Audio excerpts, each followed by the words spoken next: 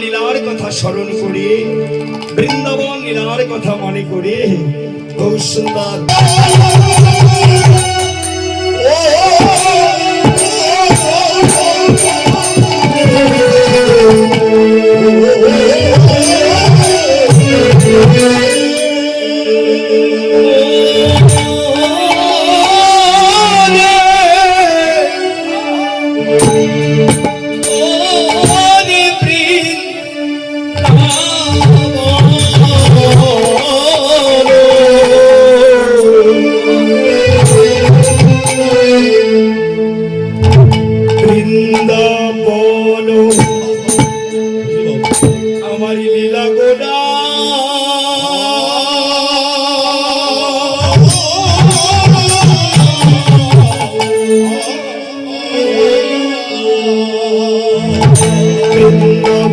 লীলা গোড়া আমার গোড়ার মনে দেখো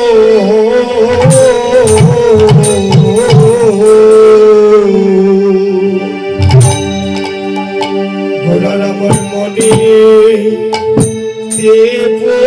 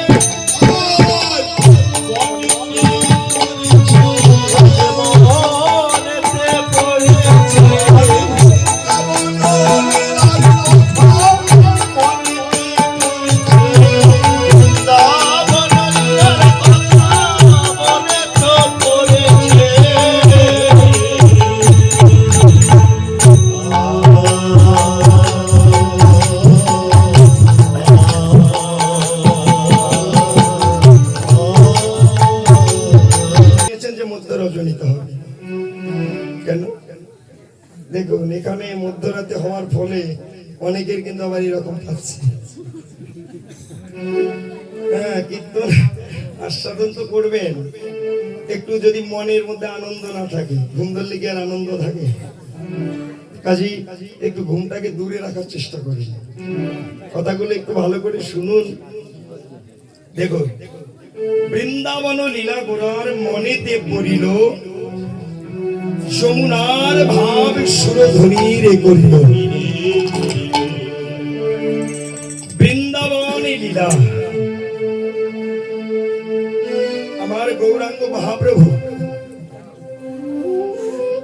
যে বৃন্দাবন লীলা করেছিলেন, বৃন্দাবনে আমার ভগবান কৃষ্ণ। এই বৃন্দাবন লীলা হয়েছিল দাপর যুগে, আর দাপর যুগে পৃথিবীতে ভগবান রূপে কে এসেছিলেন? ভগবান কৃষ্ণ। কারণ যুগ তো চারটা, কি না, তাই না? সত্য, ত্রেতা, দাপর, কলি। গল্প করুন, আপনারা নয়, আমার সঙ্গে। সত্য, ত্রেতা, দাপর, কলি, চার যুগে ভগবান পৃথিবীতে জন্মগ্রহণ করেছিলেন। কেন? এই জীবকে শিক্ষা দিবার জন্য। সত্য যুগে শ্রীহরি, দাপর যুগ ত্রেতাতে রাম ধনুকধারী, দাপরের কৃষ্ণ, আর কলির আমার গৌর হরি। এই যে আজকে কলিযুগে গৌরাঙ্গ মহাপ্রভু বৃন্দাবন লীলার কথা মনে পড়ে কাঁদছেন। তখন গৌর হরির সঙ্গে ছিলেন নিত্যানন্দ প্রভু।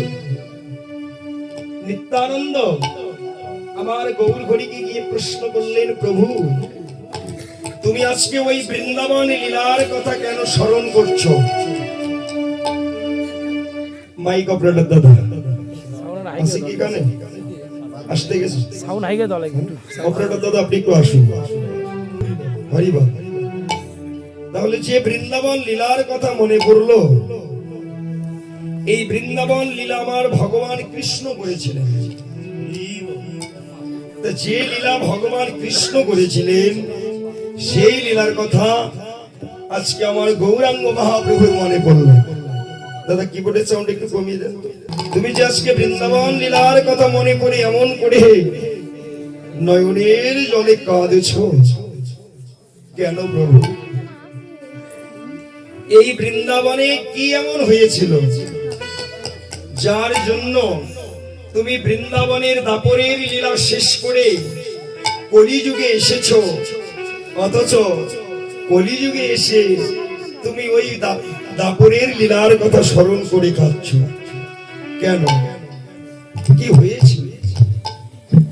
আমার গৌরাঙ্গ মহাপ্রভু বলেছিলেন, ওরে নিত্যানন্দ, আমি ভগবান যদি পূর্বের সমস্ত স্মৃতির কথাও যদি ভুলে যাই, তবে আমার ভক্তকে দেওয়া সেই প্রতিশ্রুতির কথা আমি কখনো ভুলে যেতে পারি না। ভগবান বলছে, আমি প্রতিশ্রুতির কথা ভুলতে পারবো না। প্রতিশ্রুতি মানে তো কথা দেওয়া। নিত্যানন্দের মনে প্রশ্ন জাগলো যে তাহলে তুমি কাকে প্রতিশ্রুতি দিয়েছো? তুমি কার কাছে প্রতিশ্রুতিবদ্ধ হয়েছো?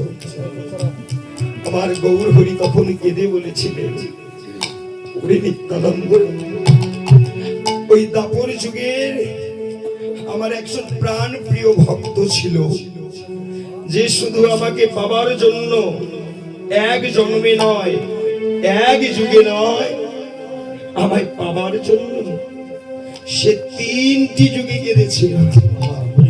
কে জানো? সে হলো আমার প্রেমময়ী শ্রীমতী রাধা। ওরে, এই রাধা রানীকে যে আমি কথা দিয়ে এসেছি। কি কথা?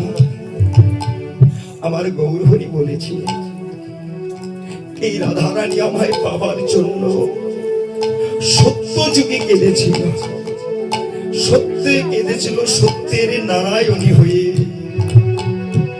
ত্রেতাতে কেঁদেছিল রামের ঘরের সীতা হয়ে, দাপরে কেঁদেছিল আয়ানের ঘরণী হয়ে, কিন্তু তবুও যে আমাকে পাইনি, কিন্তু তবুও আমার আশাও সে ছেড়ে দেয়নি। ওরে ভাই প্রাণের নিত্যানন্দ, এই জগতে ভক্ত যদি আমায় পাওয়ার জন্য এমন করে 3 যুগে কাঁদতে পারে, তবে আমি কেন ওই ভক্তকে পাওয়ার জন্য শুধু 1 জন্মে 1 যুগে কাঁদতে পারি না? কেন? পূর্বে 3 যুগে ভক্তরা ভগবানকে পাওয়ার জন্য কেঁদেছিল। আমি রাধাকে কথা দিয়েছিলাম, রাধে গো, তোমাকে আর এমন করে কাঁদিতে হবে না। বলে তুমি আমায় যে ভালোবাসা দিয়েছ,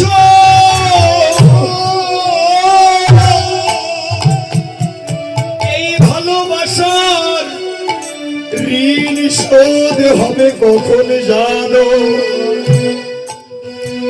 আগত কলিযুগে আমি যখন ওই শচী মাতার গর্ভে জন্ম নেব,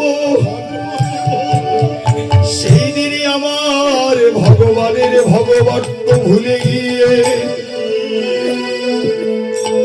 সেই দিন কলিযুগে যাব দিনহীন কাঙ্গাল বেশে। সেই দিনে আমি আর রাজা হয়ে জগতে যাব না। মাগো, পূর্বের 3 যুগে ভগবান রাজা হয়ে এসেছিলেন, পৃথিবীকে শাসন করার জন্য তিনি শাসক হয়ে এসেছিলেন। আমার ভগবান শ্রী হরি, রাম, কৃষ্ণ তারা কিন্তু প্রত্যেকে রাজা ছিলেন। কিন্তু ভেবে দেখুন, একমাত্র ব্যতিক্রম শুধু হয়েছিল কলিযুগে। আমার কলিযুগে গৌর কোনো অস্ত্র নিয়ে আসে নাই। কোন যুগে ছিল তার হাতে শঙ্খ, চক্র, গদা, পদ্ম। কোন যুগে ছিল তার হাতে ধনুক, বাণ। তাহলে বাবা, ভগবান অন্যান্য যুগে পৃথিবীকে শাসন করার জন্য অস্ত্র দিয়ে এসেছে, কিন্তু কলিযুগে গৌর হরি আমার কোনো অস্ত্র নয়, কোন রাজা নয়, তিনি কলিযুগে ধারণ করেছেন দিনহীন কাঙ্গাল।